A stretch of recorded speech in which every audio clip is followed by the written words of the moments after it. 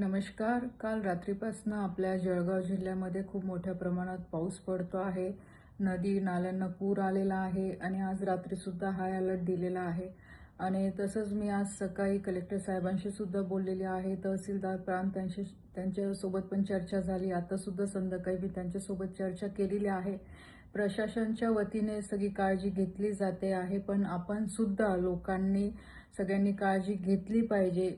कुठेही जास्त बाहेर घराच्या न पडता आपण कसं सुरक्षित राहू शकतो यासाठी काळजी घेतली पाहिजे. आणि जे काही गावामध्ये जे नदीच्या काठी घरं असतील किंवा नाल्याच्या शेजारी जर घरं असतील तर ग्रामपंचायतने अशा लोकांना एक चांगल्या सेफ ठिकाणी कसं त्यांना घेऊन जाऊ शकतात किंवा दुसरीकडे कसं त्यांना राहायची व्यवस्था करू शकतं यासाठी गावातल्या लोकांनी पण सहकार्य करावं अशी मी सगळ्यांना विनंती करते.